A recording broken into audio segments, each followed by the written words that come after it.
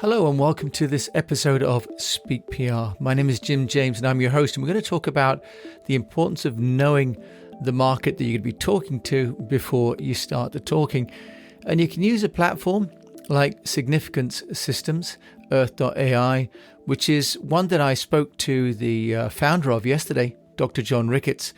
And they've just published a report which I thought was timely because we are here in the UK about to enter another month of lockdown. So John and his team have just published a report that shows the way that the British have been feeling and expressing that emotion through online and through discussions since March of 2020. And what this graph shows is over the last 6 months, a growing sense of despair. Now, it's important because entrepreneurs and politicians all need to know how to say the right message to their audience at the right time. So understanding what people are thinking before you start speaking is a fundamental part of the communications program. The reason it's important is because, as we covered in WEO's law, the messages that we share are going to be misunderstood because the people that we're sharing them with are not in the same frame of mind as we are when we're sharing them. This came home to me when I was listening to people today talking at the tennis club and about how really they're feeling that the current government ministers are not necessarily in tune with the sentiment in the country. So I was interested in the Significance Systems report, and basically it shows on the axis a number of emotions that are being expressed by the British population through the correspondence and the discussions they're having online.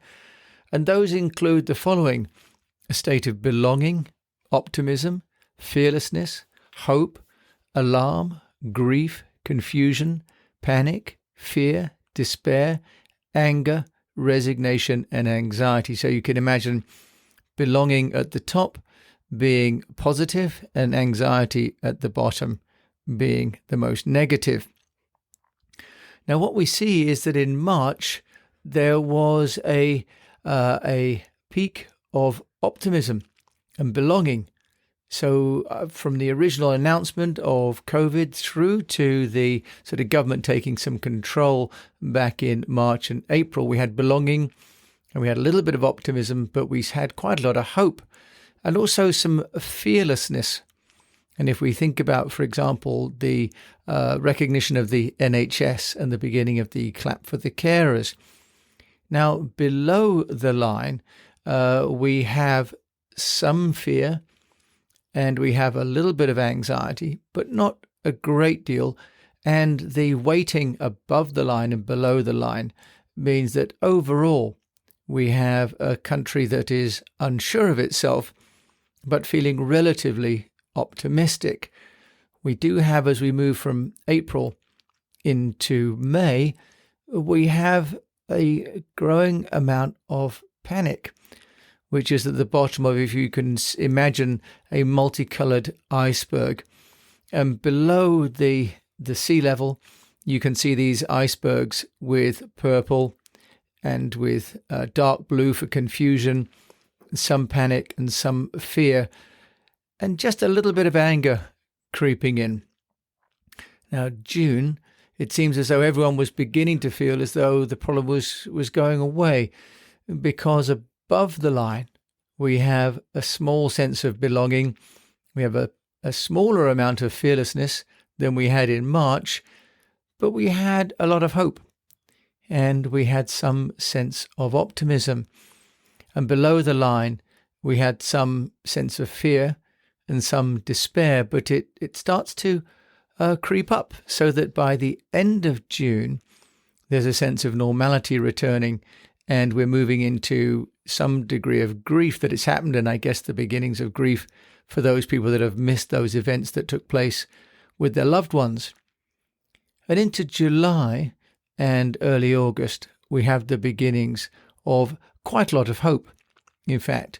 So above the line, we have a large swathe of green, and we have optimism, which is yellow, bubbling up as well, just underneath the green. And the sense of belonging coming back as well. But below the line, what we're seeing is a larger iceberg of purple, which is the fear, silhouetted by the light pink of despair, and a growing amount of anger, but also the growing amount of anxiety. So we have, as I have detailed in an earlier post around the Boris Johnson communications, and we've had the sense of misunderstanding of their body language, confusion of their messaging, of other ministers undermining the messaging and making their own statements which are contradictory. Now the government has rested on some relatively simple messages, and with more people like Dr. Chris Whitty as spokespeople flanking the Prime Minister. But the government appears to be underestimating the degree of anxiety and fear and despair and a fair swathe of panic in the country. And as we enter another period of lockdown, the fear is that this is only going to get worse. Now, we have this idea that the government is communicating knowing what it's talking about, but actually it would appear that rather than a bulldog spirit, which we see coming from the Parliament, we have more despair with flashes of anger and grief.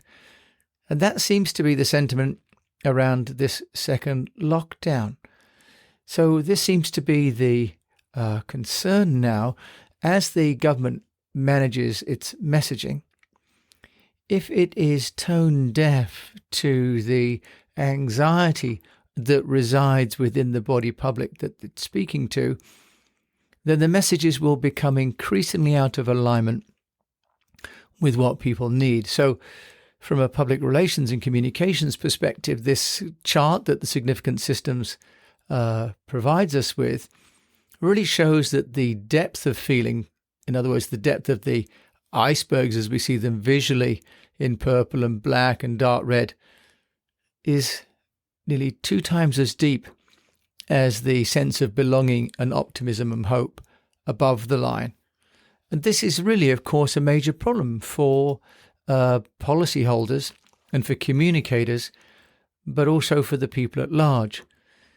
Now, as we're entering, obviously, the same today, the American election, there is going to be a similar sense, I'm sure, within America of this anxiety and some degree this despair that some of the ways that the Trump party have taken the election will be not so much about a fair handover, but calling into question the very essence of the election itself.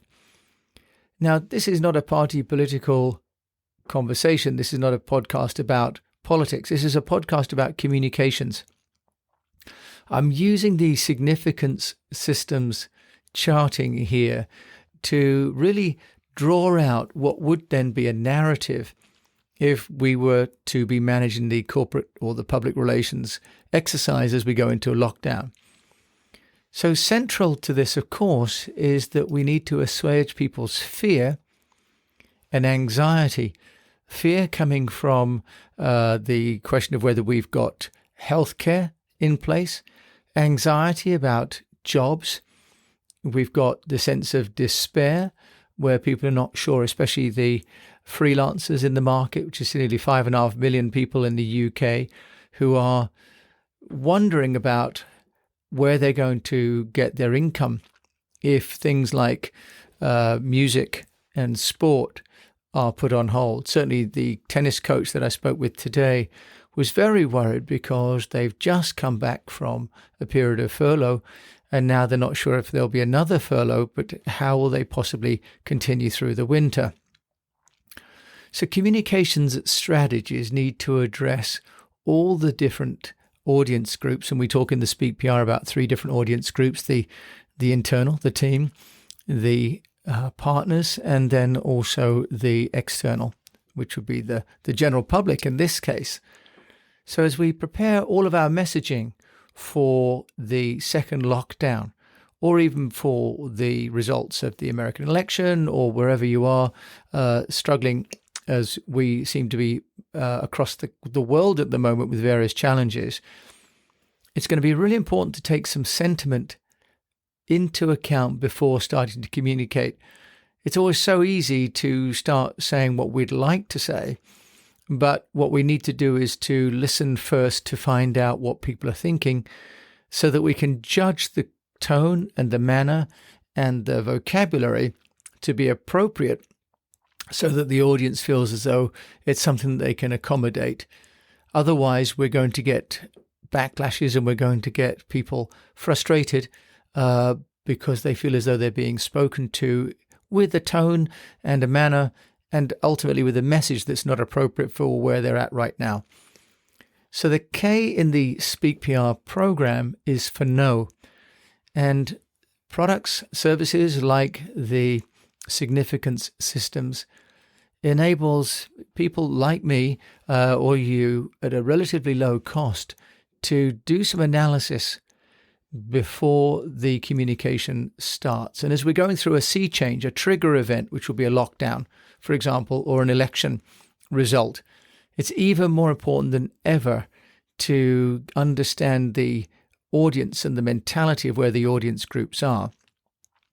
Because as the WEO law of communication suggests, that there are at least 10 filters that anybody will have between the message that you're giving and the message that they understand, at least 10 being cultural, language, readiness, disparity between where they're at and you're at in terms of your social status, and so on. And so the WEO's law suggests that even with the best of intentions, only some 20 to 30% of what we communicate will be understood in the manner that we intend it to be understood. Showing the depth of feeling and resentment towards the current policies will be important for the communicators within the government to understand before they start bringing out new messages, if the goal is to bring more people to above the line, to that place of belonging, optimism, fearlessness, and hope, which of course is ultimately what every leader will want to do for their community, for their team, for their customers. So thank you for listening to this episode of Speak PR. I will post this image because it's so arresting. And I think that if we can think about who we're talking to and the frame of mind, using a tool like significant systems or not, there are other tools that one can use for quicker sample surveys as well of your own team. But knowing what people are thinking before you start communicating must be a fundamental part of any communications platform. Thank you. My name is Jim James. You've been listening to the Speak PR program podcast. If you like this, please do reach out to me, jim@eastwestpr.com, or you can check out the mastermind that we've started at speakpr.co. And so in the meantime, then I wish you best of health, a profitable enterprise, and that you keep on listening as much as you are communicating.